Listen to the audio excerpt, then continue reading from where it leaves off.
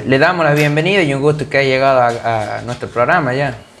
Muy buenas noches a la audiencia, realmente muy complacido de poder estar compartiendo tu programa más con un entrevistador de lujo para mí como es Luca. Es decir, has referido a una trayectoria laboral. Hay un cargo que omitiste, que fue juez de instrucción de esta circunscripción. Cuando se crea la circunscripción judicial, la quinta, yo fui designado juez de instrucción y es un cargo que me sirvió muy mucho en mi formación profesional, porque me obligó en su oportunidad a estudiar acabadamente el código de procedimientos de la provincia de La Rioja, porque el juez de instrucción debe manejarse en el ámbito del código de procedimientos, y eso me ha ayudado mucho en la formación profesional y luego en el ejercicio profesional, y me enseñó a conocer lo que estar de este lado, es decir, de la barandilla, decimos los abogados, estar juzgando, estar investigando, y ahora en el ejercicio estrictamente profesional, ¿no? Así que gracias, Luca, por tu introducción. Bien, para adentrarse en la vida personal, hablemos un poco de la conformación de la familia. Bueno, yo la sé, pero la audiencia no. Hablemos un poco de cómo está conformada su familia y hablemos de los recuerdos que tiene de sus padres y de sus hermanos. Bueno, yo tengo muy presente que siendo niño, mi madre se separa, era casada, vivía en la ciudad capital de La Rioja con mi padre. Siendo muy pequeño, se traslada a Totoral, donde están mis abuelos, Visitación Lucero, Quiteria González, mis abuelos. Por lo tanto, yo cursé hasta cuarto grado en la escuela 98 del Totoral. Quinto grado ingresé a la escuela normal, donde terminé el primario y luego el secundario, egresando de la escuela normal en diciembre del año 1972, para en el año 73 rendir el examen de ingreso en el mes de mayo, para ingresar a la Universidad Nacional de Córdoba a estudiar la carrera de abogacía, la que pude culminar en julio, el 31 de julio del año 1980. Ahí me recibo de abogado. Mi familia estaba conformada en su momento por mi mamá, por mi hermano Luis Ramón, que es mayor, y indudablemente mis abuelos y mi tío, Porfirio Lucero, que vivía en el Totoral, y había una integración familiar entre mi familia con la familia, con mis primos, o sea, con Carmela Lucero, con Javier Lucero, Severino Lucero, todos los primos, o sea, una familia. Luego voy creciendo hasta que llegue el momento en que contraigo matrimonio. De allí nacieron dos hijas, María Eva y María Angélica. Y bueno, así está conformada la familia hasta que llegan los dos nietos. Llega Luca y llega el Ale. Así que esa es la familia. Actualmente yo me separé, estoy viviendo en pareja con Mónica. Esa es mi familia. Bien, retrocediendo un poco, hablemos de la escuela primaria. ¿Cómo fue esa escuela primaria y cuáles son los recuerdos patentes de esa etapa? La escuela primaria tengo muy buenos recuerdos, inclusive yo me cruzo con compañeros de allá del Totoral, de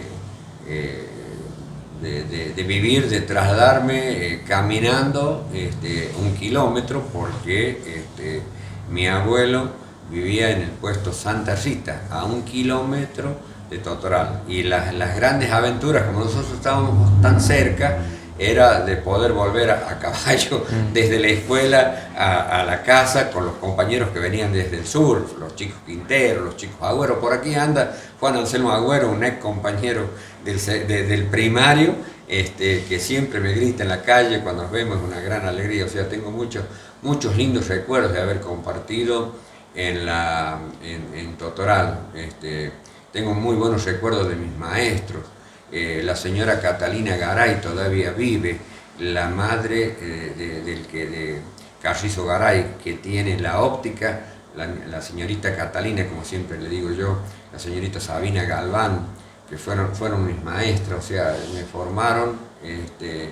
Siento siempre un gran afecto, y cuando puedo, el día del maestro, cuando tengo alguna oportunidad de alguna entrevista, siempre les hago llegar un saludo. Es decir, son las cosas que recuerdo de la infancia. Es decir, recuerdo la materia desenvolvimiento, era una materia que teníamos en aquella época, o sea, que nos ilustraba de todo, era como, era historia, era geografía, era de todo. O sea, esa materia de desenvolvimiento a mí me llevaba, y un prócer que aprendí a querer en aquella época, tal que la primera, me acuerdo sentado en una mesa de madera en la casa de mi abuela, investigaba y trataba de hacer una monografía, una biografía de José de San Martín. Ese es el prócer que yo admiro, que quería, y que en la infancia me inculcaron ese amor a San Martín. Los recuerdos de la escuela del Totoral realmente son muy lindos. Hace poco fui a la casa de mi tío y bueno, y yo tenía un lugar especial. Esto sí me acuerdo ver. Yo llegaba de la escuela, mi hermano Luis mayor, mi primo Javier, Pancho le decían, ellos salían a jugar con sus ondas, con sus cosas. Yo tenía un lugar detrás de la casa que daba sombra cerca de un aljibe, y yo me sentaba mientras no terminaba de estudiar el desenvolvimiento, la historia, lo que fuera, yo no me levantaba. O sea, ya tenía una inclinación a estudiar. O sea, eso me fue diferenciando un poco de los dos, de Luis y de Javier, que ellos eran más compinches para otro tipo de cosas, y yo siempre me gustaba leer, y me gustó la política. Pero quien a mí me induce a un poco a estudiar Derecho, porque retrocedamos en el tiempo. En el año 73, Chepe no era el Chepe de hoy. No había tribunales ni en Chamical, había Chilecito y había tribunales en la capital. Se escuchaba hablar de algún abogado, pero nadie sabía cuál era la función del abogado, nadie conocía un tribunal. Es decir, pero las conversaciones con mi abuelo Visitación, un hombre que tenía el segundo grado, pero que sabía de historia, sabía de matemática, sabía de política.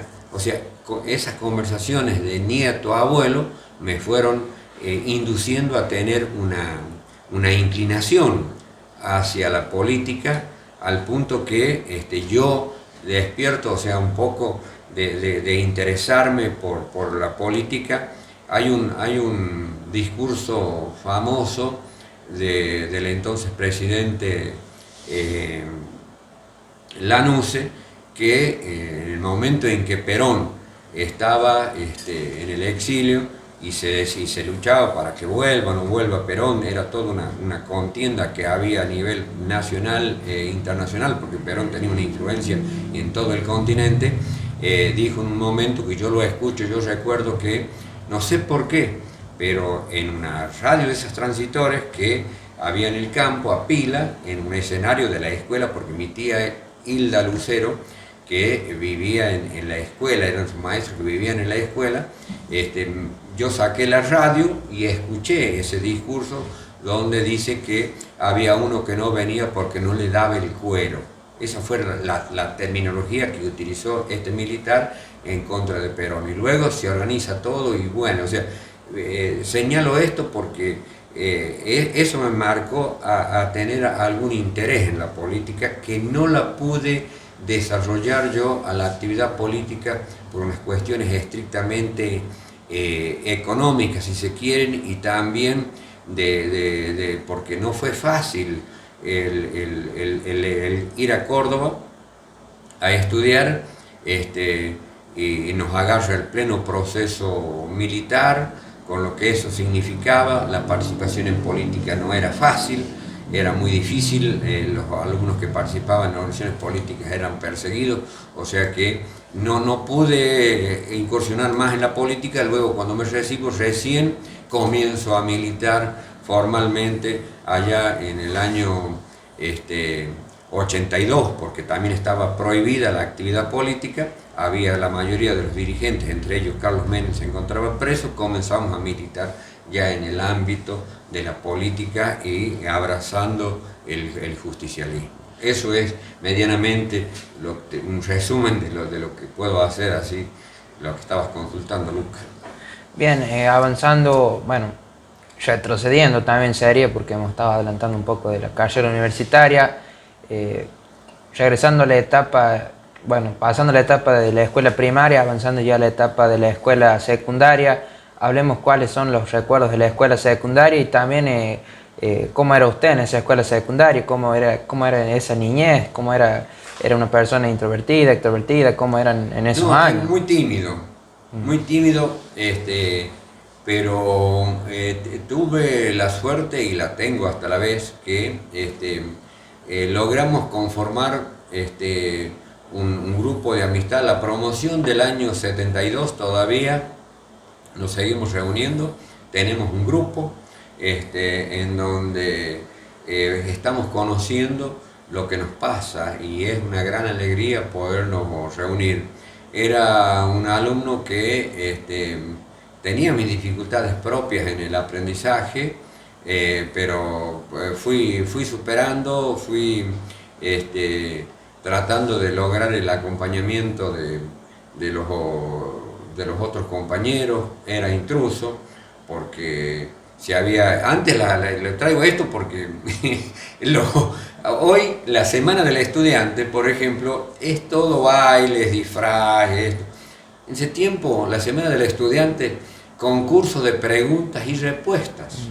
Debíamos estudiar para participar. Me acuerdo que unos concursos de eso era con Miguel Cabral, que era uno de los ex compañeros. Estudiábamos una semana para poder participar en un concurso de preguntas y respuestas. Había actividad deportiva, era otra la idea que se tenía sobre lo que era una jornada de la semana del estudiante. Estaba presente también la capacitación dentro de eso. O sea, los recuerdos de la secundaria realmente es en donde uno vive quizás los mejores momentos, porque cuando llega a la facultad, cada materia de cada uno de los profesionales son muchas horas de dedicaciones, mucho sacrificio, es mucho estrés. No es fácil la vida universitaria. Entonces la secundaria uno la disfruta en toda su extensión, cosecha amigos, se divierte, aprende un montón de cosas en esa etapa. Es la mejor etapa que tiene cualquier ciudadano que se dedica al estudio. Es el secundario, por eso es que queda tan grabado en cada uno de nosotros, nuestros compañeros, nuestras vivencias. En fin, una muy linda experiencia en la vida de la Escuela Normal Nacional Juan Facundo Quiroga. Bien, avancemos ya a la etapa como estudiante universitario. Hablemos cómo fue esa etapa de estudiante universitario, por qué eligió esa carrera de estudiar y cuáles fueron los obstáculos que tuvo que afrontar en ese momento. En rigor de verdad, por dada mi condición económica, es decir, era muy difícil. Mi mamá era docente, suplente. Ella había egresado de una escuela técnica de mujeres en la ciudad capital de La Rioja. Cuando el general Perón decide la industrialización del país, creó muchas escuelas técnicas. Una de esas era la escuela para mujeres. Entonces mi madre egresa de un tercer año en esa escuela, y entonces ella daba clase en lo que se llamaba antes los costureros escolares.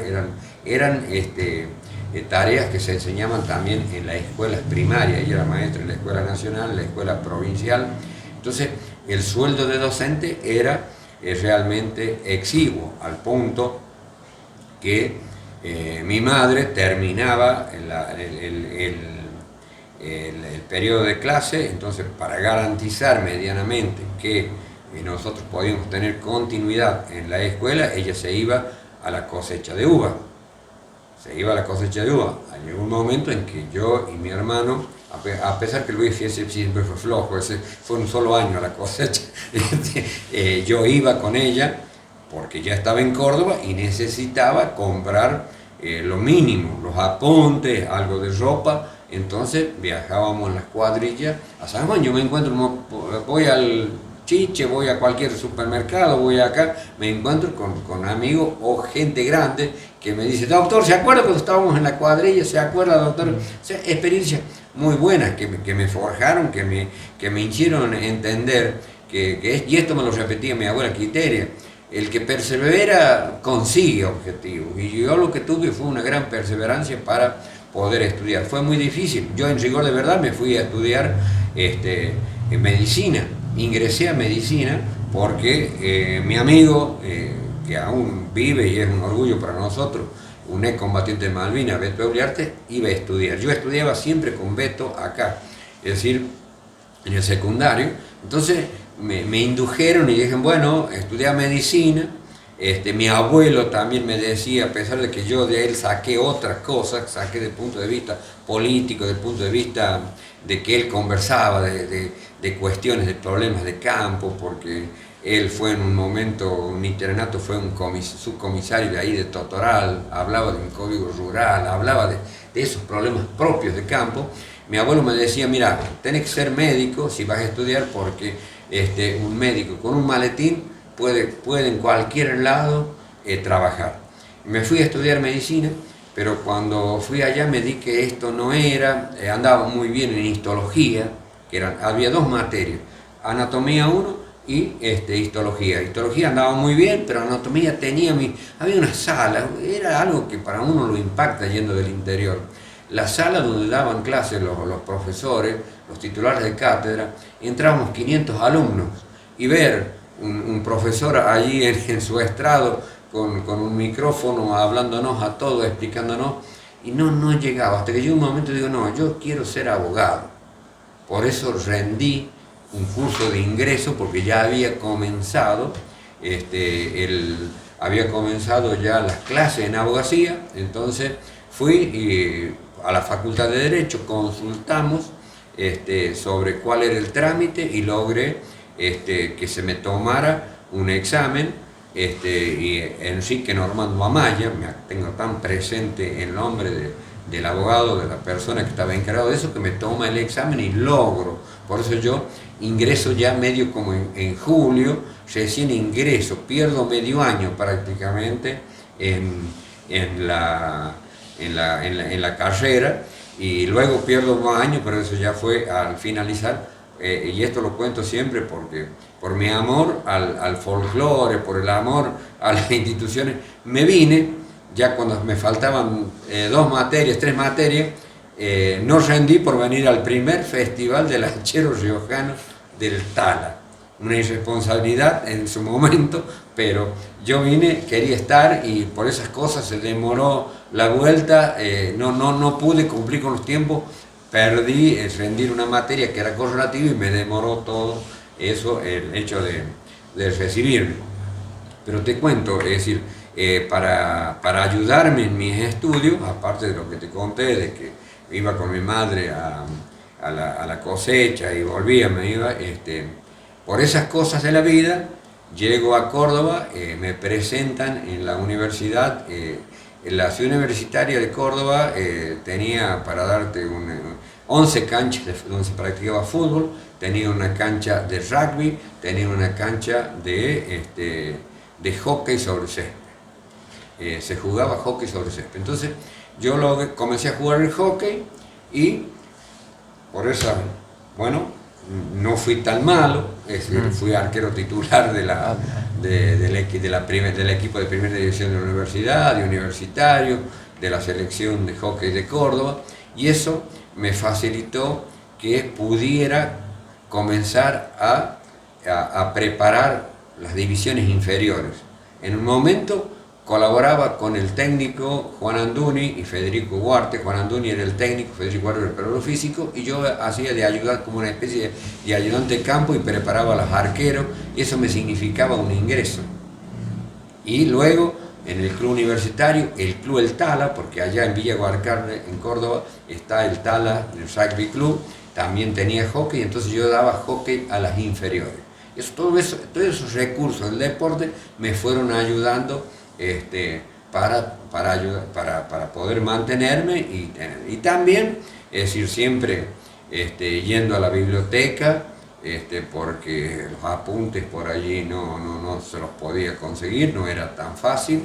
Así que, bueno, una vida de estudiante dedicada al deporte y al estudio, es decir, mucho sacrificio, muchas horas estudiando para poder medianamente razonar, porque por ahí muchos dicen, si vas a estudiar abogacía tenés que tener buena memoria, y no es tan así. O sea, el derecho se lo tiene que razonar, uno tiene que entender la norma y saber interpretar para luego poder, ante un caso concreto, buscar la mejor solución. Esa es en una apretada síntesis lo que ha sido mi vida en Córdoba: padecer los paros, padecer que ibas al comedor universitario porque había que conseguir una beca, media beca se llamaba, o sea, a veces la situación económica no te daba para pagar beca entera. La beca, es decir, que tenía un descuento, pero podías almorzar y cenar. Entonces yo tenía el almuerzo. Muchas veces se tomaba el comedor universitario. Muchas manifestaciones, muchas protestas del personal que trabajaba en la fábrica. Ustedes, en aquella época Córdoba era una potencia fabril, es decir, tenía muchos empleados, tenía luz y fuerza, tenía grandes sindicalistas que ustedes van a leer a Tosco, a Salamanca, cuando estudien, van a decir, toda esa gente. Era una lucha permanente, estaba la convulsión política, o sea, había paros de colectivos, nos tomaban el comedor, o sea, fue realmente una vida difícil, que había que tener muy claro cuál era el objetivo que me había trazado de estudiar para poder llegar a culminar con la cantidad de materias. O sea, yo tuve la suerte, y siempre lo digo, de tener en todos los titulares de cátedras, decimos, o sea, la gente que escribió libros, de donde aún, por ejemplo, a mí me tocó rendir con un profesor, Clareo Olmedo se llama, que es el autor del Código Procesal de La Rioja y de muchos códigos que es seguido por otras provincias. Ese profesor, ese hombre, es rendir con hombres de esa formación académica, a uno lo exigía muy mucho estudiar para poder aprobar una materia. O sea, esa exigencia universitaria lo va formando, lo va templando a uno para que luego pueda medianamente desempeñar dentro de lo normal una profesión tan noble y a veces tan desprestigiada, la profesión del abogado, porque muchos creen que buscar un abogado es buscar la trampa. Ah, no, buscate un abogado porque te va a decir... Y no es tan así. O sea, se ha generado, como en todo ámbito, hay buenos y malos profesionales, y bueno, pero la abogacía en particular, se cree que la abogacía es de la picardía, se cree que la abogacía es de robar un expediente, de robar una foja, se piensa que se busca un abogado porque lo ayude a delinquir o se lo ayude a sacar pruebas de un expediente, y no es así. El abogado es un auxiliar de la justicia que cumple un rol dentro, porque no podemos dejar de ver de que en una sociedad, en una comunidad organizada, hay una actividad, hay normas, están las leyes, están los códigos contravencionales, está la Constitución, entonces todo está reglamentado, entonces cuando se infringe, cuando se aparta uno de una norma, y bueno, es normal que se lo llame al abogado, porque eso es lo que significa ser abogado. una persona que se lo llama para que te auxilie, para que te represente. Y esto siempre, la otra vez me tocó en el ejercicio este de ser vicepresidente del Consejo Profesional de Abogados tomarle juramento a algunos colegas, y yo les transmitía esta vivencia, esta experiencia de decir, el abogado lo primero que debe hacer es ponerse en la piel del que viene. El que viene a ver al abogado viene con un problema, no viene a solucionarle un problema al abogado, porque el abogado tiene muchos problemas, y entre ellos tiene problemas económicos, tiene problemas. Entonces, primero tiene que ser consciente el profesional de que el que viene al abogado viene con un problema para que le solucione su problema. Luego vendrá la solución del problema del abogado. O sea, es una hermosa profesión. Yo creo que yo ejercí la profesión cuando me recibo hasta el 84. En el 84 ingreso al Poder Judicial, soy defensor oficial, como digo, luego fui juez de instrucción aquí en Chepe, juez de cámara, hasta que renuncio para ser diputado provincial. Luego termino la diputación provincial y comienzo a ejercer la profesión en el año 2001, en diciembre del 2001. Yo termino el 24 de noviembre el mandato de diputado y comienzo a trabajar, y he trabajado, por suerte, desde esa época en el ejercicio profesional, aquí en Chamical, en Chilecito, en Aymogasta, en la capital. Es decir, tengo esa suerte. No me sobran recursos, pero sí me permite todo este ejercicio profesional poder viajar, poder tener causas en Aymogasta, realizarme en definitiva como abogado, porque el que le gusta la profesión quiere tener esta incursión, no litigar únicamente en Chepes, sino tener esto de... También he litigado algunas causas, pocas en Córdoba, pero en Dianfune, en Córdoba capital, pero esto es lo que me hace bien a mí, me mantiene en actividad y con muchas ganas de seguir. O sea, convengamos que yo ya tengo voy a cumplir 43 años de ejercicio profesional. Entonces, muchos dicen, y bueno, ¿y cuándo te vas a jubilar? ¿Cuándo? O sea, para mí es como que todos los días comienza la actividad y a desarrollarla y a vivir con mucho gusto. Yo cuando voy a tribunales, a las audiencias, cuando voy los empleados, los funcionarios me ven siempre tratando de contagiar un poco de alegría y saber que yo hago con mucho gusto mi trabajo. Yo disfruto de mi trabajo. Estar en una audiencia defendiendo a un cliente, ejercitando, procurando tener una estrategia mejor que mi colega, procurar fundar mejor una cuestión, contestar alguna cuestión que plantea un colega, que eso a uno lo lleva a mover todo lo que pueda tener dentro de su formación para dar una respuesta mejor, para poder convencer a un tribunal sobre que mi cliente tiene derecho. Eso me motiva de una manera especial, y para mí yo siempre digo, serás lo que debas ser si no serás abogado. A mí me tocó ser abogado. Bien, saludar a toda la audiencia, hacer mención que nos encontramos con el doctor Nicolás Mercado. Hemos repasado su vida como niño, su vida como adolescente, su vida como ya estudiante universitario y también un poco de su vida actual, repasando sus trabajos. Vamos a una pequeña pausa musical, nos encontramos desde Orión 88.7, seguimos aprendiendo en la radio escuela. Profe Carlos, escuchamos uno de los grandes éxitos de Fito Páez y volvemos. Continuamos con nuestro programa el día de hoy, programa número 18, ya en este miércoles 14 de febrero, el Día de los Enamorados. Continuamos con el doctor Nicolás Mercado, repasando su vida. A continuación, continuamos con la entrevista. Hablemos sobre si usted como abogado tiene algún límite en el sentido de decir, este caso lo tomo y este caso lo tomo y este caso sí lo tomo. Bueno, yo tomo el ejercicio profesional, lo tomo como una asistencia, por eso decía hace un rato, el que viene con un problema.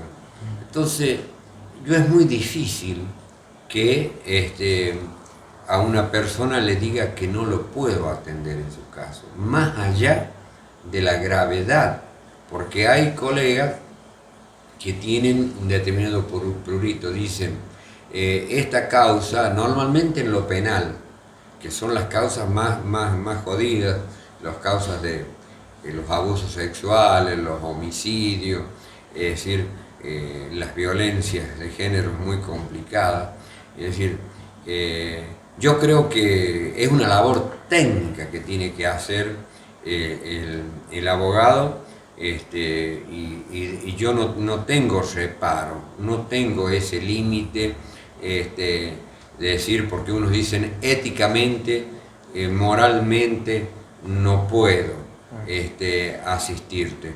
Yo no siento ese límite, yo lo que siento es que como profesional, si alguien viene por más difícil, yo he atendido causas muy difíciles, muy resonantes en nuestro medio y también en la ciudad capital de La Rioja, que para otros colegas se le torna difícil asumir, porque convengamos que hace un rato dije que el abogado no es la persona que se busca para hacer la trampa, sino que el abogado se debe parar como un auxiliar de justicia para que se llegue a la verdad. Y a veces es muy desparejo la labor del abogado defensor penal. ¿Por qué? Por esto de que ha surgido de estas corrientes de protección a las víctimas, que está bien que se proteja a la víctima, pero no se puede desconocer los derechos del acusado. El derecho, yo soy un defensor de las garantías constitucionales, y no hay que tragarse por ahí un discurso político que hablan del garantismo, de que consideran al delincuente víctima, porque cada caso necesita un análisis especial, y en ese contexto de poder ejercer la labor de defensor, por más que esto pueda caer mal en la sociedad, pero yo lo digo tratando de ejercer un poco de docencia. ¿Por qué están las garantías constitucionales en un proceso penal? Porque aunque pueda ser repugnante lo que diga, el imputado, el acusado, es el más indefenso en ese momento. ¿Por qué? Porque está todo el Estado, tiene todos los instrumentos, tiene desde la policía, los cuerpos técnicos, los médicos forenses, los peritos, los fiscales, todo un esquema destinado a buscar el esclarecimiento del hecho delictivo, porque hay un ordenamiento jurídico y dice esto no se puede hacer. ¿Y quién es el que está en un desequilibrio con eso?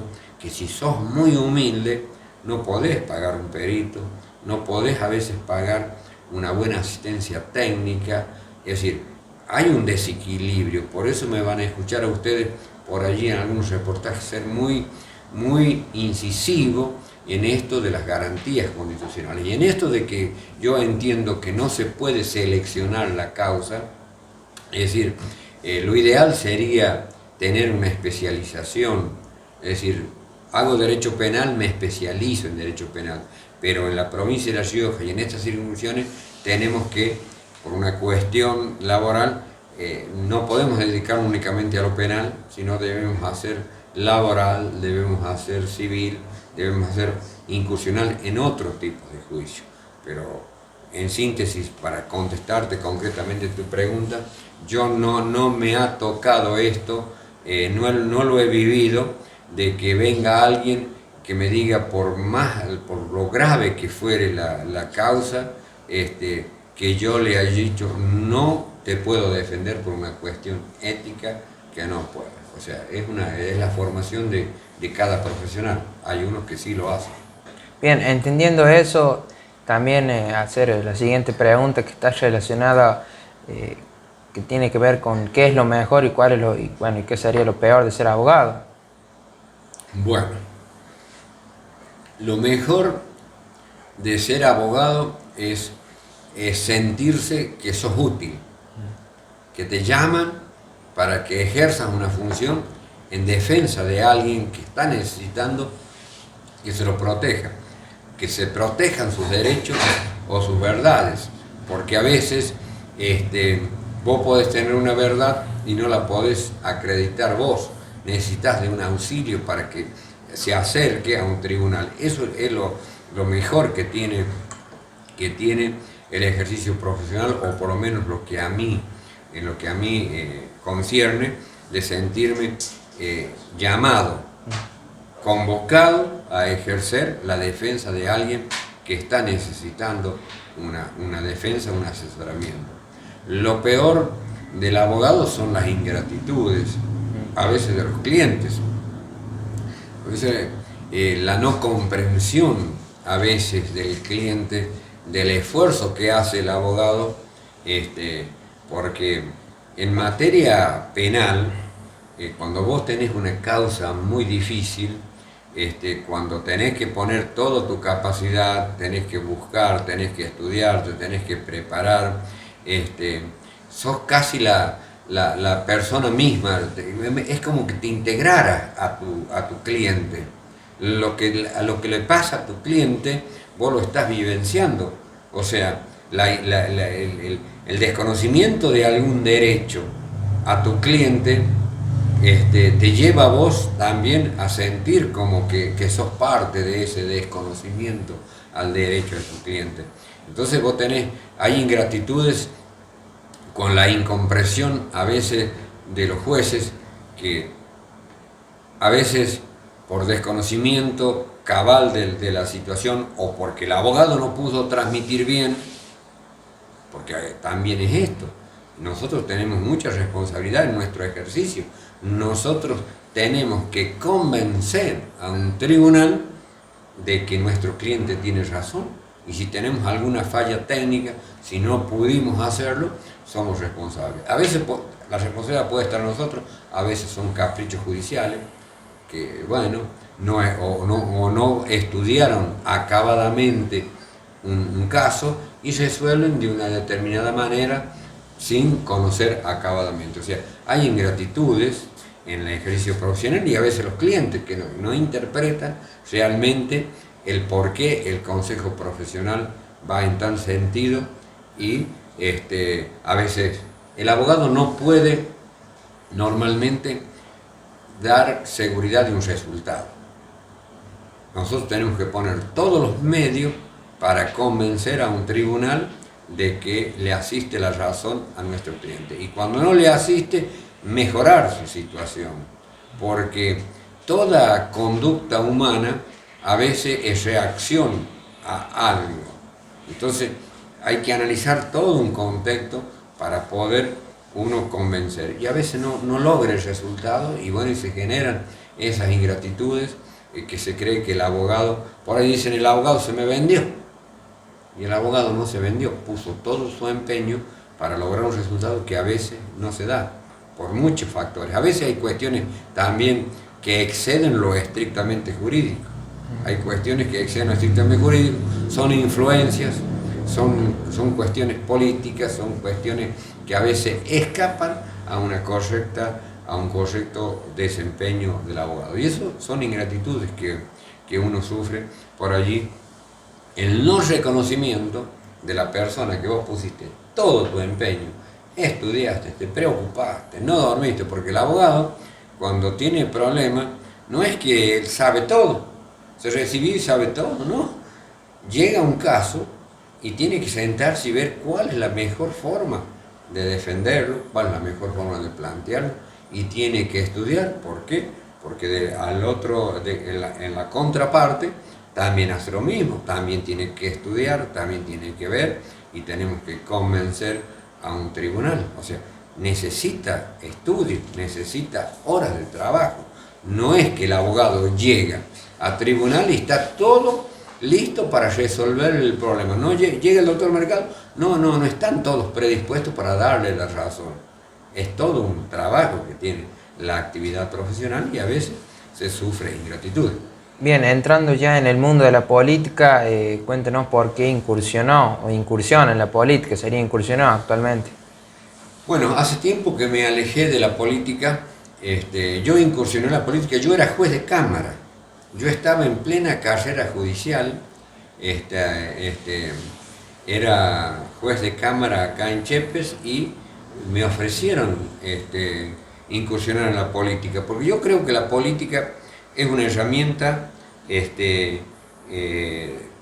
la única herramienta que tienen para lograr la transformación los pueblos. Hay decisiones políticas, hay que tomar un posicionamiento político. Entonces, yo incursioné a la política, tuve la suerte de ser diputado provincial. Cuando fui diputado provincial, cambié un poco a mi modesto entender que por allí no es interpretado, pero lo dije, yo tengo muy presente que cuando se cierra la campaña a diputados provinciales, en el año que yo ingreso a la Cámara de Diputados, yo dije que iba a ser un legislador y no un simple gestor, porque hay una gran confusión, lo han hecho así, la mala política ha hecho a que el diputado sea el gestor de necesidades que nadie las puede desconocer. Hay necesidades desde el punto de vista humano de muchas personas que no pueden pagar una luz, no pueden pagar un anteojo, no pueden pagar cualquier cosa. Y lo han transformado al diputado en un organismo, digamos, de que es el que debe resolver esto. Y el legislador tiene otra función. El legislador es el que tiene que tratar de dar un rumbo diferente a la vida política, institucional, los cambios en la política económica, en la política salarial, en la política, es decir, en la vida de un Estado, es el diputado. Por eso, por ejemplo, yo trabajé mucho en una ley que algunas de las obras después se hicieron, la ley de reparación histórica de los llanos. O sea, siempre se habla de los llanos como una región postergada. Entonces, un programa de gobierno para 10 años. Trabajé durante mucho tiempo con intendentes, con diputados, para crear esa ley de reparación, las obras de infraestructura que hacen. Entonces, ¿qué es lo que la gente piensa? Si el diputado no me trajo a mí un bolsón, es mal diputado. Si el diputado no me ayudó a hacer un trámite de la pensión, es mal diputado.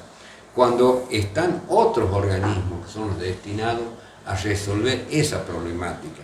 Hemos degradado la función del legislador. El legislador es para otra, es un control, un contrapeso del Poder Judicial, del Poder Ejecutivo, y puede implementar esas políticas. Las grandes obras de transformación las tienen que tener la Cámara de Diputados. Por eso, disculpe que diga esto, pero por ejemplo, cuando Milei dio la espalda al Congreso, fue un mensaje a la política argentina, porque muchos de esos diputados que hoy se rajan las vestiduras por el procedimiento que hace Milei para mandarle en 600 artículos toda una reforma, hace 20 años, 30 años que están allí y no han hecho absolutamente nada desde el punto de vista trascendente. Han sido cómplices de muchas cosas que estamos sufriendo los argentinos y nunca hicieron como poder legislativo una cuestión para no estar en esta situación que estamos ahora los argentinos. Hay una corresponsabilidad del poder legislativo. Entonces, yo la política creo que es la única herramienta que podemos cambiar la vida de los pueblos. Son decisiones políticas. Crear un tribunal acá en Chepe fue en su momento una decisión política. Lograr el asfaltado de una ruta es una decisión política. Mejorar el hospital es una decisión política. Tener la salud pública que tenemos es una decisión política. Es una decisión política. La no preocupación vamos perdiendo día a día la salud, vamos perdiendo la educación, es una decisión política. Entonces, yo creo que los jóvenes deben participar en política, pero claro, hay tanta cuestión que se han ido perdiendo, cuál es la razón de ser de un senador, de un diputado. Yo pienso y analizo, hace mucho tiempo, Eduardo Menem sí le reconozco una labor, es decir, ¿qué es lo que hizo Eduardo cuando llegó? La modificación al Código Civil, la patria potestad, normas que exigen para todo el país. Eso era un diputado formado, un senador formado que llevó proyectos a la nación. Porque no pueden transformar al diputado como un mendigo que tenga que ir a la nación a pedir el recursito y sirve nada más para levantar la mano, para hacer número, para que me den tal recurso. ¿Y dónde está la capacidad legislativa para buscar la transformación en la región, en el país? Esta es la degradación de la política que han llevado a confundir los roles. Acá, yo tengo un artículo escrito en la política, el voto changa. Cuando yo escribí ese artículo, el voto changa, muchos Mercado, ¿por qué?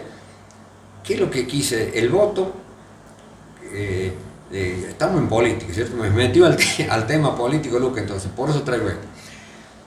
¿El voto es una obligación o es un derecho? Se discutía. ¿Es una obligación o un derecho? Entonces, obligación, porque si no voy a votar, tengo una multa. Y es un derecho, porque yo puedo ir y elegir ejercitar ese derecho. Entonces yo dije que en La Rioja, en su momento, no era eso. El voto changa. Cada uno hacía una changa. Es decir, yo voy los jóvenes se paraban, jóvenes y grandes se paraban en la esquina de la escuela a esperar que me paguen el voto, como si fuese a hacer un trabajo, una changa. El gobernador trabaja para tal o cosa porque me van a dar tal cosa, estoy haciendo una changa. El diputado esto. Han desvirtuado la esencia misma de lo que es saber elegir. El voto secreto y directo.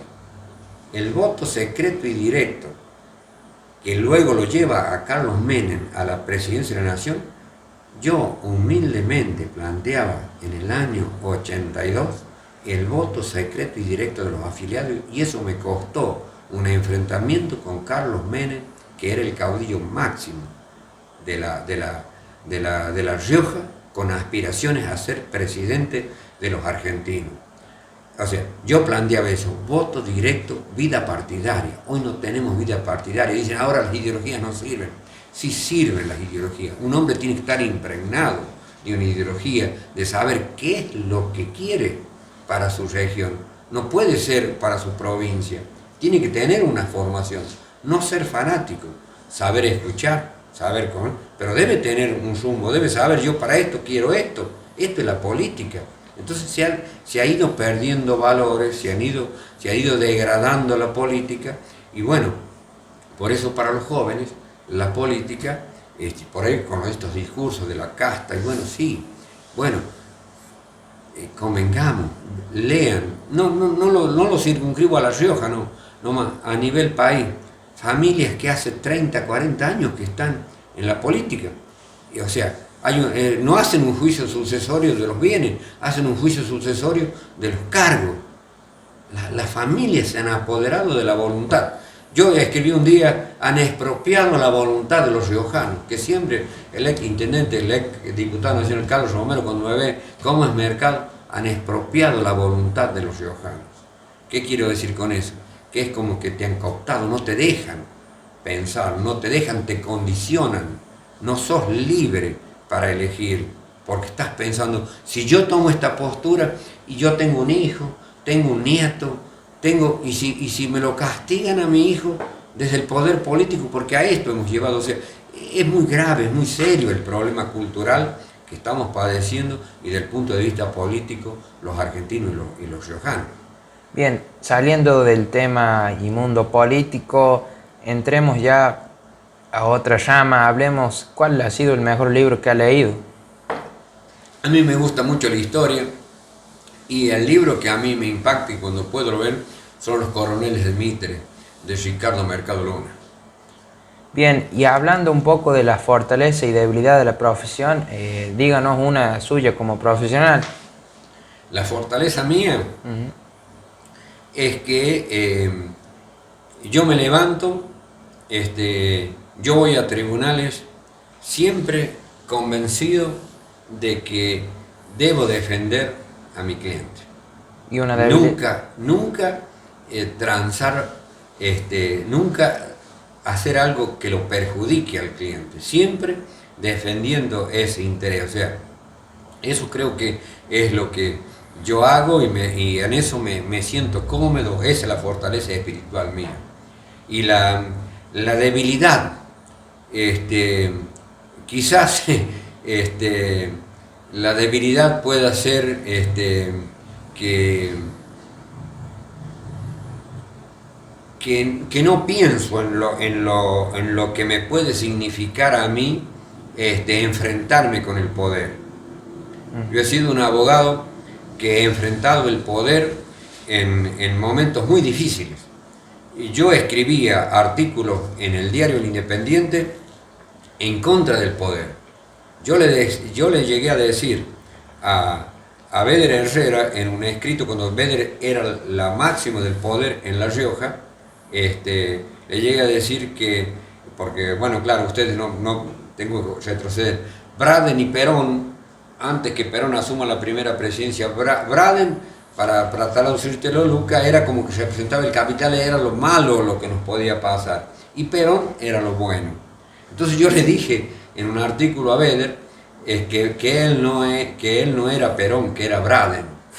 Entonces, artículos así, artículos que escribí en contra del Poder Judicial, alertando sobre la degradación que iba a sufrir el Poder Judicial de La Rioja, son cosas que a uno lo van marcando. Entonces, hay quienes lo interpretan bien y hay quienes te dicen, no, Mercado es cuestionador, Mercado critica, a Mercado no lo conforma nada. Mercado debe conformarse. Yo me siento conforme con lo que yo hice. Yo denuncié a 4 intendentes por corrupción. Yo fui cuando estaba la Oficina Anticorrupción a Buenos Aires, viajé, pagué mis gastos, presenté una denuncia por corrupción. Y eso son pocos los que se animan a hacer eso. Porque después viene la querella. ¿Por qué me denunció falsamente usted? Es decir, para mí lo público es sagrado. Usted no se puede llevar nada de lo que sea público. Entonces no se puede crear. La gente debe entender que el Estado somos todos, que el Estado lo que hay es de todo y yo no puedo tener un aprovechamiento personal o familiar. Yo he denunciado a intendentes con pruebas en materia de la obra pública. No me querellaron. Cuando se da el golpe de Estado de Béder Herrera contra Didi Massa, yo fui el último político que lo acompañó a Didi Massa a la legislatura de la provincia a defender la postura de que no podía ser destituido. Cuando asume Béder Herrera al gobierno, me ofrecieron quedarme. Yo era administrador de tierra.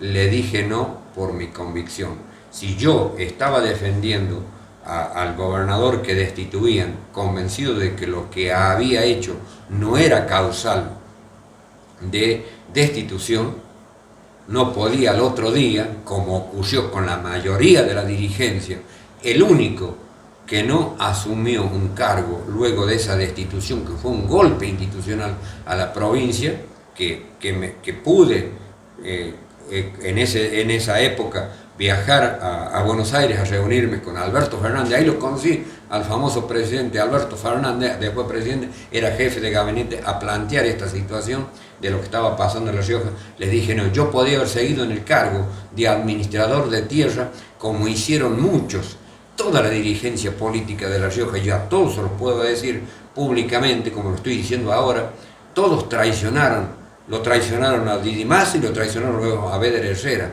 No fueron fieles a su convicción. Yo estoy muy conforme de haber tomado esa postura y poderlo decir que yo no me quedé atado a un sillón o por un cargo o por conveniencia. Equivocado quizás en mi análisis, pero fui firme a mi convicción, porque el entonces ministro de gobierno Lázaro Fonsalida, de un hombre, vive en Chilecito el hombre, me dijo, Mercado, te necesitamos continuar. No, yo tuve esta postura, tomé mis cositas, agarré mi linchera, como decíamos, y me vine a Chepe a ejercer, seguir ejerciendo la profesión.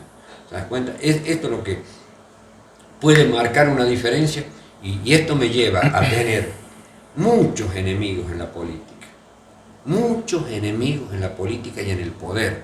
Pero el hombre debe ser libre. El hombre debe ser libre de pensamiento y debe poder expresar su pensamiento, más allá de todo lo que le pueda significar en su vida personal. Por eso yo me siento realizado. Yo he hecho lo que quise.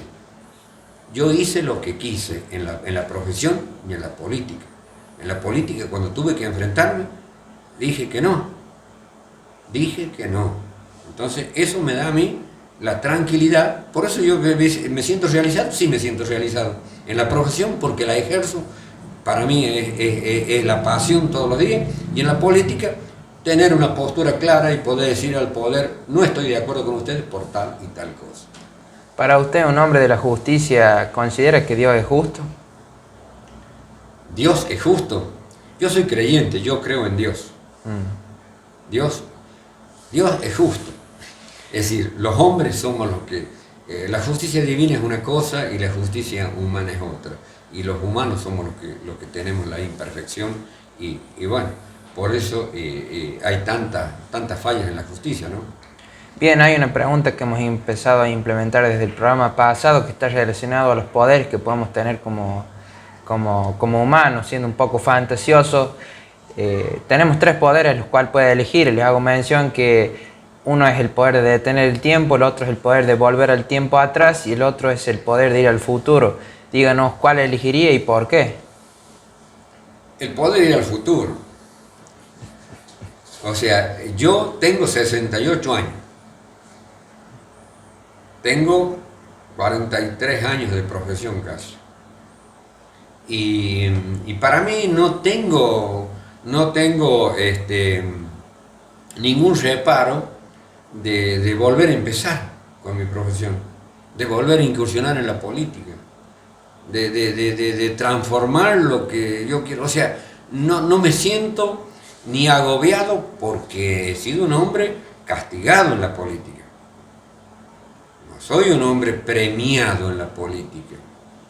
Por estas posturas duras que tengo, por estas cosas duras, es decir, me gano muchos enemigos.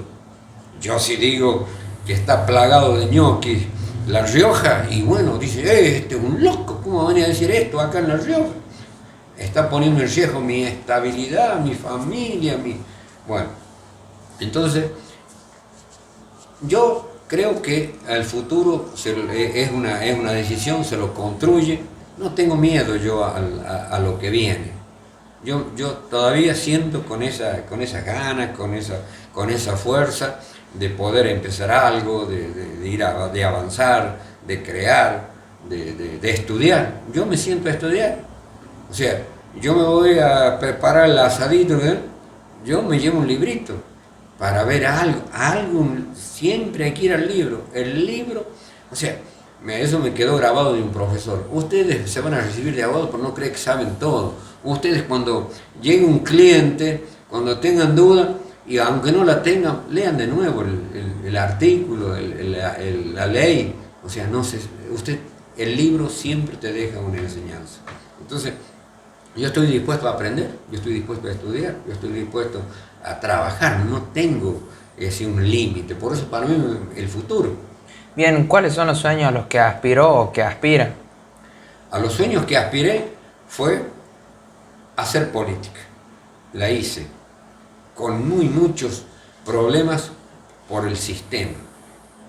Porque cuando vos no sos útil a un sistema, me acuerdo, está en un diario, cuando todo el justicialismo de La Rioja le dio la espalda a Carlos Menem, lo traicionó a Carlos Menem, que todos habían vivido a la luz y fueron a la política con Carlos Menem, yo sin ser menemista, porque mi primera incursión en política fue en contra de Carlos Menem, por el procedimiento que tenía de designar a dedo los candidatos, por eso hablaba del voto secreto y directo de los afiliados, escribí un artículo que dice, me voy del rancho, pero antes te quemo el rancho.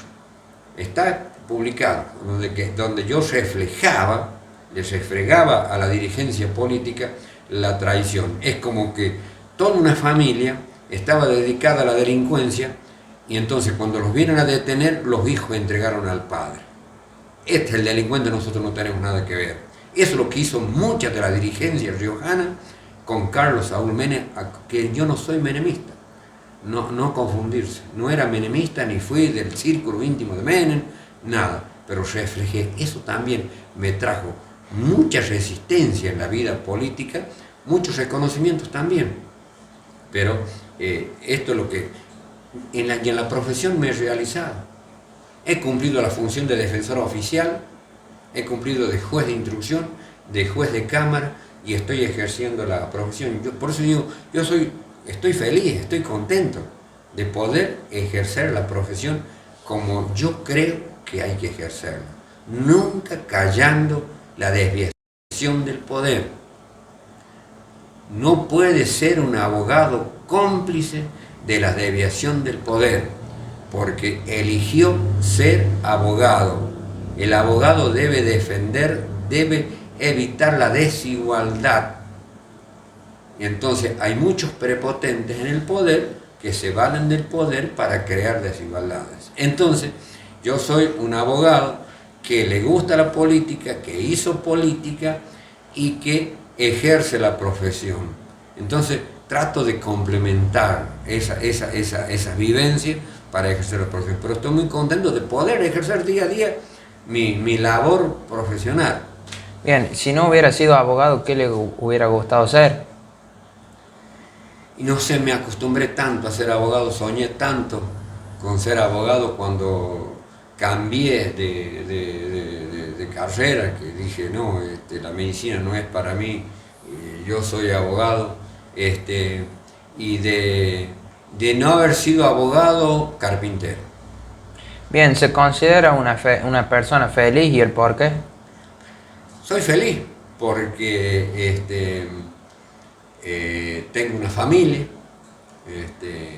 soy feliz porque lo veo crecer a Lucas y a Lale y están dedicados al deporte. Si algo que me pone bien es verlos encaminados, estudiando, practicando deportes, formándose, sin vicios, sin cosas que a uno cuando es joven por ahí no las dimensiona.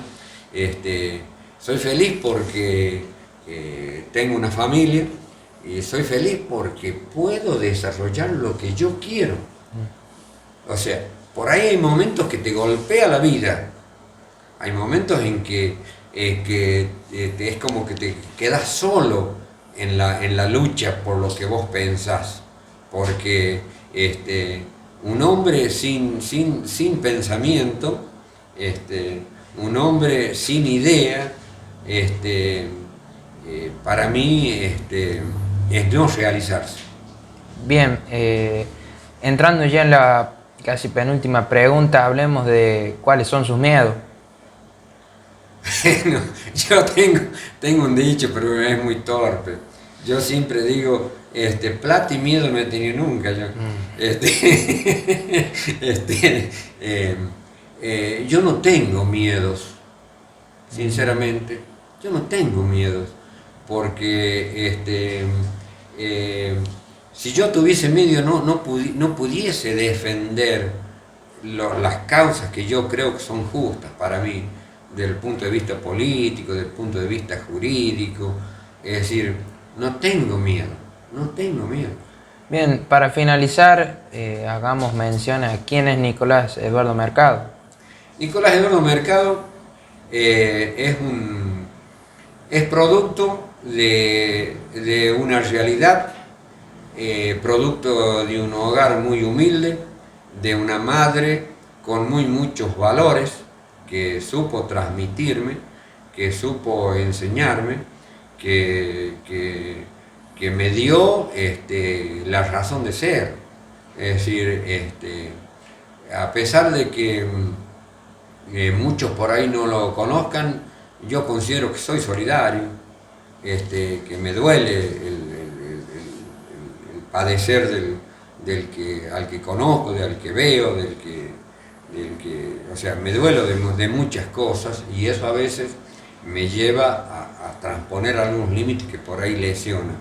Es decir, yo me siento realizado, me siento feliz de poder, como digo, vivir en este pueblo, de poder viajar, de poder ir a la capital de La Rioja a ejercer mi profesión, a jugar en primera, como decimos, a ver otras capacidades, a convencer otros jueces.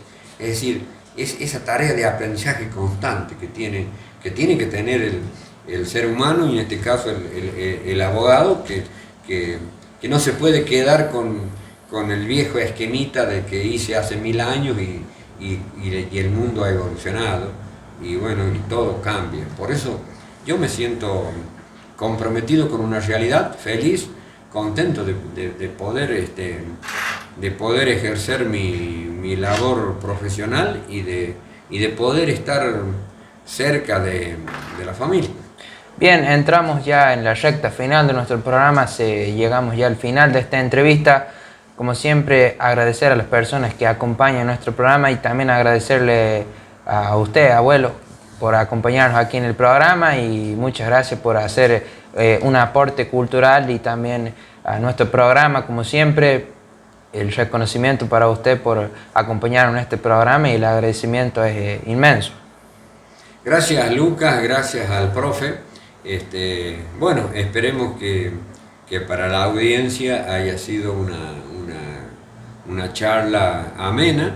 Realmente a mí me pone muy bien, muy contento de que sea Lucas quien me haga un reportaje. Nunca imaginé que iba a incursionar en esto, que le guste, que es un problema cultural, y que sea Lucas quien me venga a entrevistar. Así que tiene un significado doble esto, poderle contar a muchos jóvenes que no conocen la historia de muchos de los que ya estamos superando varias décadas, y que hemos formado, si se quiere, parte de una sociedad con muchos encuentros y con muchos desencuentros, porque el abogado y el político tiene encuentros y desencuentros, y yo he tenido muchos encuentros y muchos desencuentros. Quizás sean más desencuentros que encuentros, pero convencido de que lo que lo planteo en procura del bienestar general y en defensa del más débil. O sea que me siento realizado, Lucas, y nuevamente gracias a ustedes, gracias, profe, gracias a la dirección de la radio, y gracias a los que tuvieron esta feliz iniciativa de este programa, porque, bueno, creo que para tener futuro hay que conocer también un poquito la historia, y bueno, las personas que ustedes están entrevistando, he visto que han entrevistado a personas ya mayores también como yo, a personas más jóvenes, pero en definitiva todos vamos formando ese espíritu de una comunidad como la nuestra.